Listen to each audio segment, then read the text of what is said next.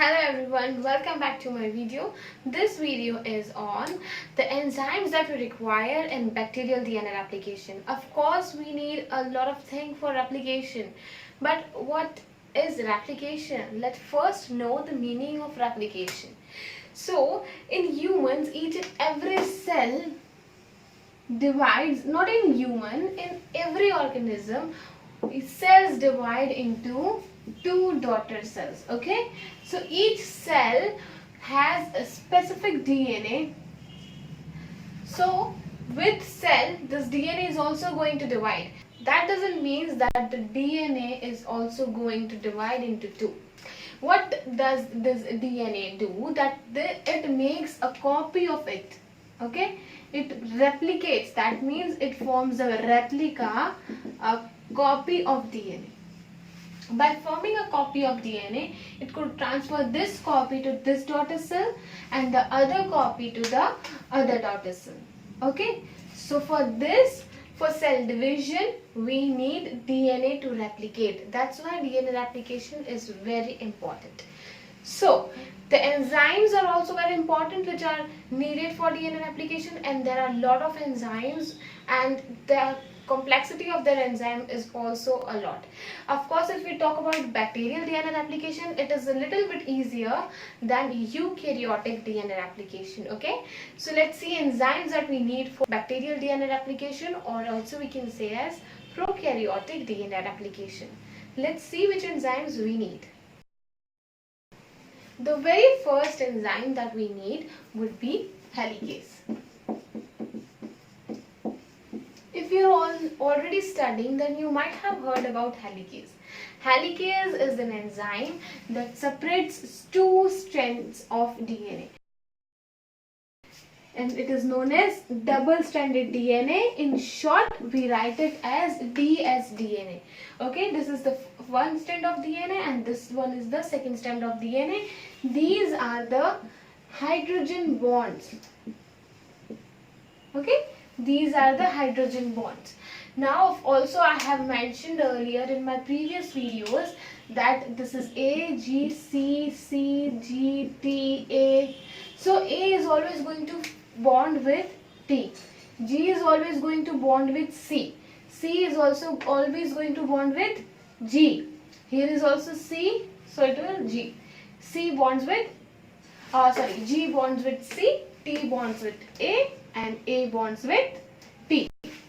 See, A and G are purines, whereas T and C are pyrimidines.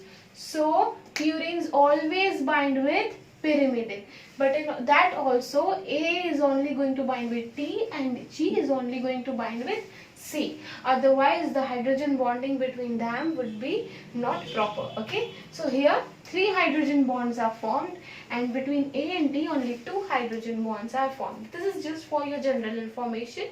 I have explained this in my previous videos in nucleases and in structure of DNA. Okay, you might have seen that videos. If you haven't, go and watch them. Okay, so what is the function of helicase?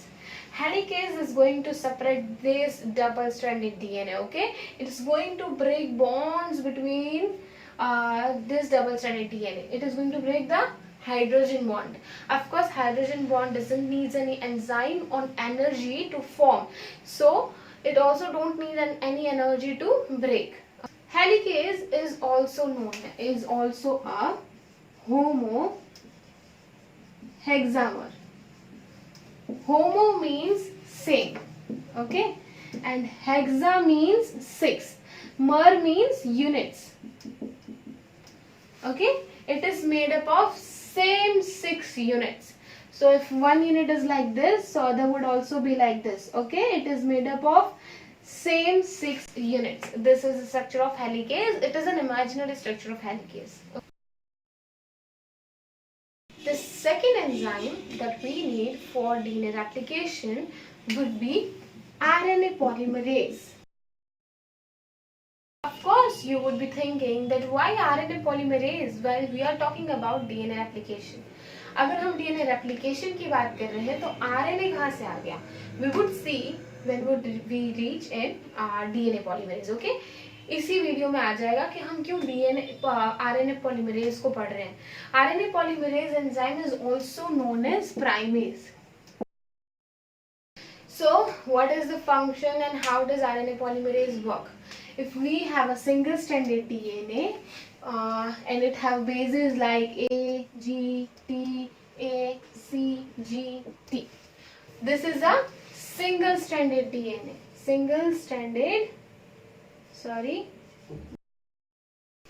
It is a single stranded DNA. Now RNA polymerase have a DNA binding domain. It has a domain on it which has DNA binding site. So this RNA polymerase binds on the DNA. While binding on the DNA, it reads this nucleotide and it reads it as A. After reading A, it recruits nucleotide which would be, okay, let me clear this. RNA polymerase recruits NTPs. Okay, it recruits NTPs. What are NTPs? Any nucleotide triphosphate. Means it could be adenosine triphosphate, it could be guanosine triphosphate, cytosine triphosphate, or the last one would be, it will not be thymine triphosphate. Okay, in RNA thymine triphosphate doesn't take place, it is replaced by uracil. Okay, so by reading A, it would recruit UTP. It would recruit a nucleotide named as U. So what would it do? It would read R. Okay, the second step would be recruiting. It would recruit U, read A, recruit U. Then it would form hydrogen bond between these two nucleotides. Okay, so the third step is hydrogen bond. Next is RNA polymerase is going to read this G, recruit C. Also here it would first form hydrogen bonding with what, 3 hydrogen bonds. Okay, now this uracil nucleotide have a 3' OH group, a 5' phosphate group. Okay, this CTP has a 3' hydroxyl group and a 5' phosphate group. Now after the hydrogen bond, after adding 2 nucleotides, RNA polymerase is now going to form its first phosphodiester bond. The first phosphodiester bond is occurring after adding the second nucleotide. Okay, the phosphodiester bond is going to take place between 3' hydroxyl of already existing nucleotide and 5' phosphate of newly added nucleotide. Okay, the phosphodiester bond is going to take place between these two nucleotides. Again, what would happen? RNA is going to read T, it would read T, it would recruit A, it would form hydrogen bonding. If this A has a 3' hydroxyl group and a 5' phosphate group. So now after forming hydrogen bond, the RNA polymerase is going to form its second phosphodiester bond between 3' OH of already existing nucleotide and 5' phosphate of newly added nucleotide. Okay, so the phosphodiester bond is formed between these two nucleotides. Now RNA polymerase is going to shift a little bit and it would read A. Okay, the RNA polymerase is going to shift and it is going to read this A. By reading A, it would recruit T. First it would form hydrogen bond, then it would form the phosphodiester bond between already existing 3' OH and newly added 5' phosphate. Okay, the phosphodiester bond is going to form between these two nucleotides. The RNA polymerase, instead of reading C, it by mistake reads it as A. So of course now what happens, that instead of recruiting G, it recruits T. Okay, so hydrogen bond is formed, but it is not perfect. So RNA polymerase realizes that this recruitment is wrong. So it detaches, it hydrolyzes that hydrogen bond, and it again tries to read this nucleotide. This time it reads the nucleotide correctly as C. It recruits the nucleotide G and forms hydrogen bonding. The hydrogen bonding is perfect, hence it forms the phosphodiester bond with the existing nucleotide. Okay, so it forms a phosphodiester bond here. So you can see, I can draw a complete diagram below. So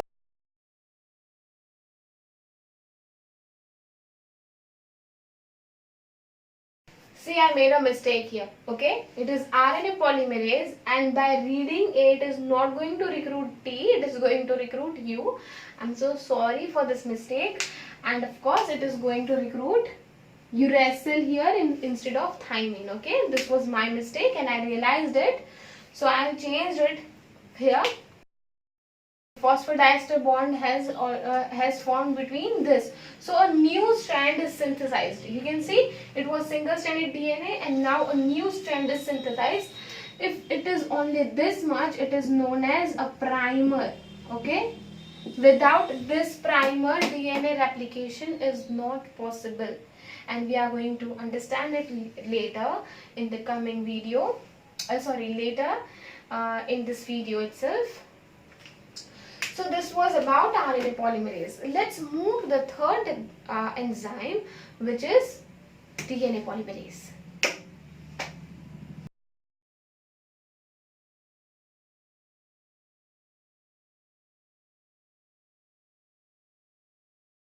The third enzyme is known as DNA polymerase, and this enzyme is going to be lengthy. Let's see how does it works. Okay, for DNA polymerase to work, it does not work on a single stranded DNA. Okay, DNA polymerase never works on single stranded DNA. It needs a small primer along with it to work. So if it is a sequence of T, C, G, A, T, G. Okay, and we have a primer here. Let's take a RNA primer that we formed with the help of RNA polymerase earlier. Okay, if we are taking a RNA primer, what would the sequence here would be? It would be C, A and U, because it was a RNA primer. DNA polymerase can only recognize the 3' OH, free 3' OH, okay? And what happens, that it recognizes this and binds on the DNA. By binding on the DNA, it reads G. It reads G. This is the first step. Then after reading, it recruits C. Now, here what it recruits? DNA polymerase recruits DNTPs. Okay? DNTPs means deoxynucleotide triphosphate. It could be DATP, DTTP, DGTP, DCTP. Okay? So, DATP, DTTP, DGTP or DCTP. Because this is deoxyribose. Okay, this is DNA. Okay, so by reading G, it recruits C. Okay, so first what happens, it recruits C. C has a 3' OH group and a 5' phosphate group. So what first happens here is the 5' phosphate and 3' OH forms the phosphodiester bond. So the third step would be the phosphodiester bond between already existing 3' OH and newly added 5' phosphate of this DNTP. Okay, the newly added DNTP donates its 5' and connects with the 3' OH of the already existing nucleotide. The phosphodiester bond is formed. After phosphodiester bond, the fourth step is hydrogen bond. Okay, then the hydrogen bond takes place. So hydrogen bond is perfect.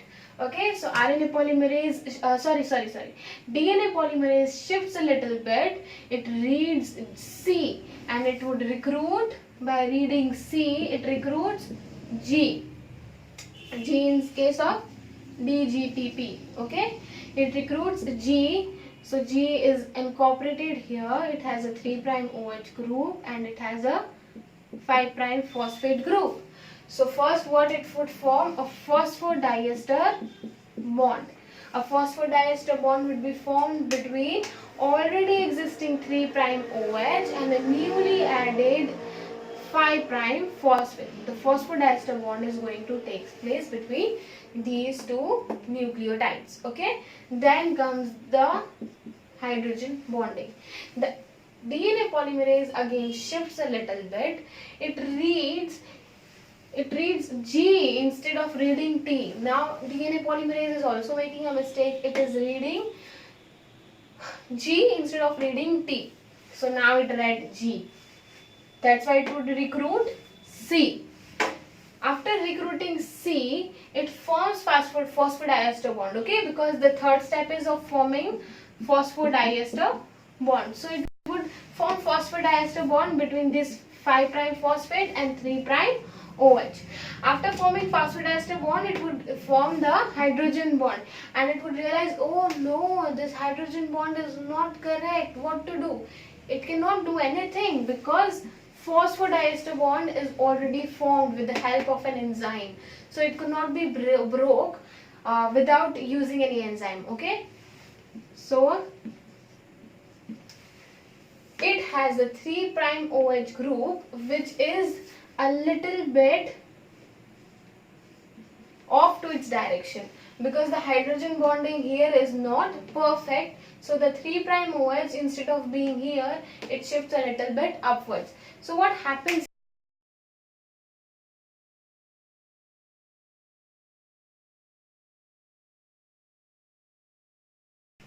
Okay, so now what happens here, that the DNA has shifted towards this. Okay, I am drawing DNA. So now DNA also has a pocket here. It realizes that this 3' hydroxyl is not at its place. As soon as this pocket realizes that 3' hydroxyl is not at its place, this pocket has an enzyme which has activity named as 3' to 5' exonuclease activity. I have discussed this nuclease activity in my previous video. That nuclease, that is an enzyme, recognizes the 3' hydroxyl group. It recognizes the 3' hydroxyl group and attaches here and breaks the bond between this nucleotide and the previously added nucleotide. Okay. So the 3' to 5' exonuclease activity is present in this pocket of DNA polymerase. As soon as this hydroxyl group comes in contact to this pocket, what happens? The 3' to 5' exonuclease activity of DNA polymerase come into action and it cuts the phosphodiester bond from here. Okay. With the help of enzyme, we broke the phosphodiester bond and this CTP is now free. So as soon as it gets free, the hydrogen bonds are broke and the CTP is free to go. Again DNA polymerase will read T. Now it won't make a mistake and it won't read anything else. It is reading T as T. It would recruit A. Okay, it would form hydrogen bonding, it would recruit A. It would form phosphodiester bond between already existing 3' OH and newly added 5' phosphate. It would form a phosphodiester bond between this and later it would form hydrogen bonding between T and A. This was I explained two activities of DNA polymerase. One was the polymerizing activity. Okay, it polymerizes the DNA. It is polymerizing the DNA by adding different nucleotides. And the second activity was 3' to 5' exonuclease activity. Okay, now this DNA polymerase also have another pocket here, somewhere here,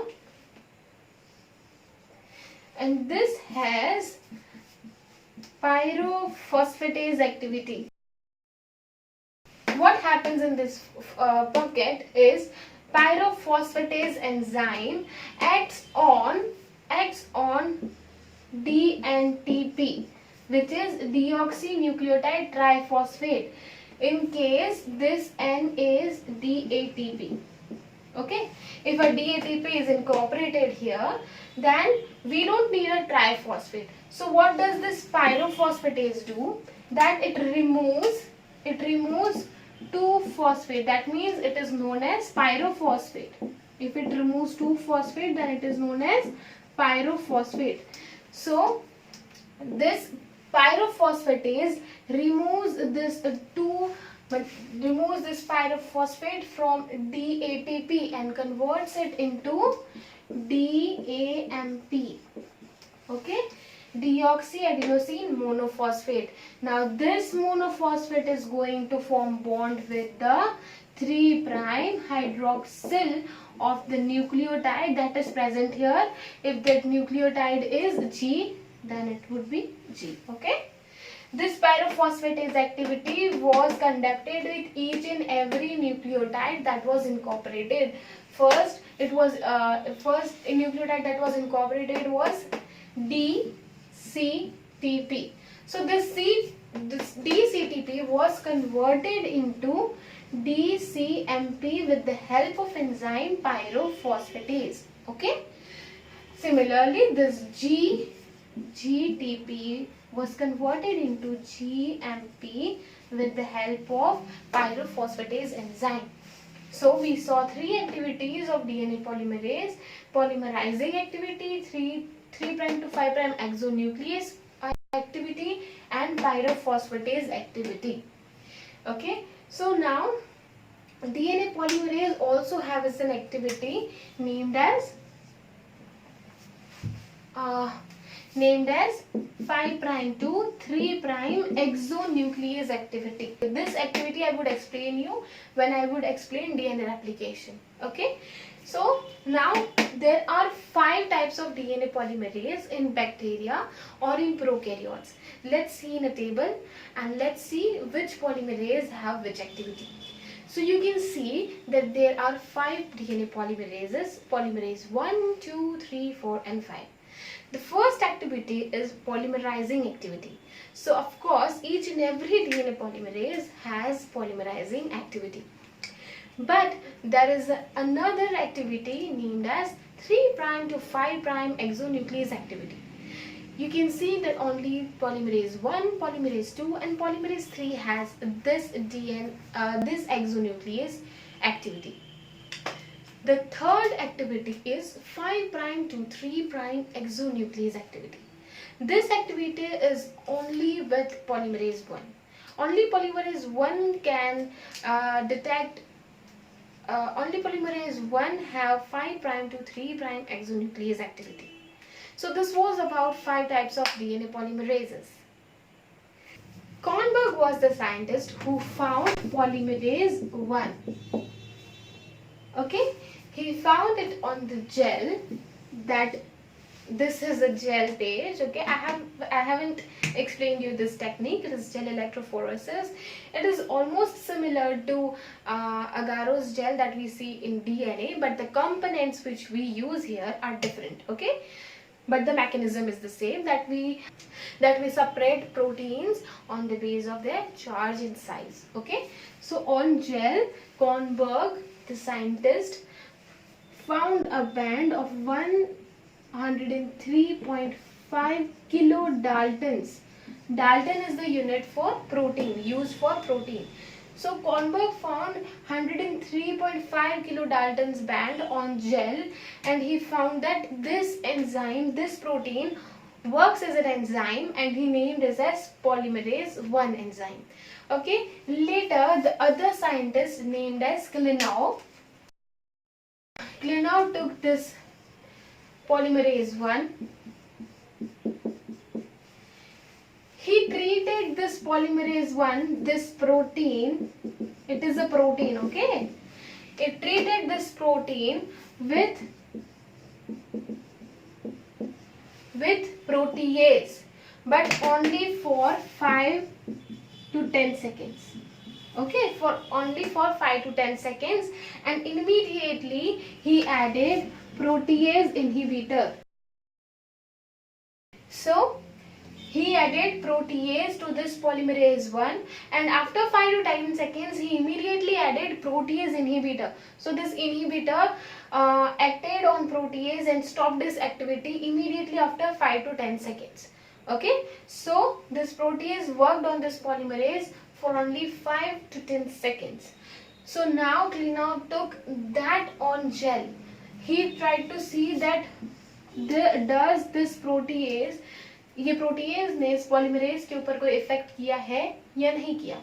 तो what does Klinov get is he got two bands, and one was of 65.5 kilodaltons, the other was of 35.5 kilodaltons. Okay, he extracted this band and he tried this on DNA. He tried to find out that does this band works on the DNA, and he found that this works as an enzyme. Okay, this band worked as an enzyme. It has activity of polymerizing the DNA, and it also has of 3' to 5' exonuclease activity. Okay, the 35 kilodalton band had 5' to 3' exonuclease activity. Hence Klinov gave two domains of polymerase 1 enzyme. Okay, these two domains are independent of each other. If one is mutated, it would not affect the other. Okay, this is the property of protein. If this band is affected, if this domain is affected, and if it gets mutated, this domain is not going to stop its function. It is going to function properly. Okay. So Klinov gave two domains of polymerase 1. Kornberg was the scientist who found polymerase 1. Okay, so this was about the enzymes that we require in DNA replication of prokaryotes. Okay. Also, there is enzyme which I want to explain is ligase. Okay, which we need at the end of replication. Also, I would mention here that during DNA replication, majority which we use is DNA polymerase 3 and DNA polymerase 1. Only these two polymerases are used at the time of DNA replication, and we are going to see this in the next video when we learn DNA replication. Okay, I forgot to mention one thing about DNA polymerase. Let's see. Now, the main problem with DNA polymerase is it doesn't have a DNA binding domain. We talked about domains right now, right? So, DNA does not have DNA binding domain. Now, this is a major issue. If it doesn't have a DNA binding domain, how is it going to bind with DNA? अगर उसके पास DNA को bind करने की कोई जगह ही नहीं है, तो वो DNA के साथ bind कैसे करेगा? This is my question. Okay, so for helping DNA polymerase, we have a clamp-like structure which we name as beta clamp. Now you may ask, what is clamp? Okay, so जब हम अपने कपड़े सुखाते हैं तो कपड़े हवा की वजह से उड़ ना जाए, इसलिए हम क्या करते हैं, उसके ऊपर क्लैंप लगाते हैं, ठीक है, ताकि कपड़े उड़ ना जाए. तो clamp is just that kind of thing. तो क्लैंप क्या है कि this is a clamp. Okay, this is a clamp, and what I do is I open the clamp और मैं इसके बीच में डाल देती हूँ DNA को. Suppose this is the, you don't see the pan here, okay? This is the clamp. When I open it, I add DNA and I close the clamp. Okay, the clamp is now closed and the DNA you can see is in between the clamp. और इस clamp के साथ, with this beta clamp, a DNA polymerase is attached here. Now, by attaching on this beta clamp, DNA polymerase works on this DNA. Okay, so let's see how it works. Now what happens, that DNA comes in between this clamp. This is a sequence, this is a single stranded DNA. It has a primer here, suppose ACT, so A, G, U, because it is the RNA primer. Now DNA polymerase is attached to this beta clamp and would work on the DNA. This is DNA polymerase. Whatever activities we saw earlier would be conducted by this DNA polymerase by attaching to beta clamp. Okay. Now also for beta clamp to open, there is a gamma loader that opens the clamp. Okay, after opening the clamp, the DNA come between the clamp and the clamp gets closed. Okay, and the DNA polymerase can work on DNA. Now this beta clamp disassociates, that means it DNA के ऊपर से वो निकल जाता है, disassociate. It disassociates from the DNA after every 45 seconds. Okay. After every 45 seconds, beta clamp dissociates from the DNA and it again have to clamp on the DNA. Okay, this process is again going to take place by gamma loader. So in 45 seconds, DNA polymerase 3 could recruit 45k nucleotides. Okay, DNA polymerase 3 recruits 1000 nucleotides per second. It could recruit 1000 nucleotides per second. So in 45 seconds it is going to recruit 45,000. This is 45,000 nucleotide. Okay, in short we can write it as 45k nucleotides. So after adding every 45,000 nucleotides, the DNA polymerase is detaching from DNA as beta clamp is disassociates from the DNA. Okay, again it reassociates with the DNA. So now we have completed DNA polymerase finally. Okay, after this video, don't forget to watch DNA replication in sequence. If you don't watch the video in sequence, there is no meaning, because you would definitely forget the enzymes that I explained you in this video. Okay, so if you like this video, don't forget to like, share and subscribe. Also recommend to your friends. I would say that if you got 100% from this video, you try to make understand these to your friends by your own. You teach them.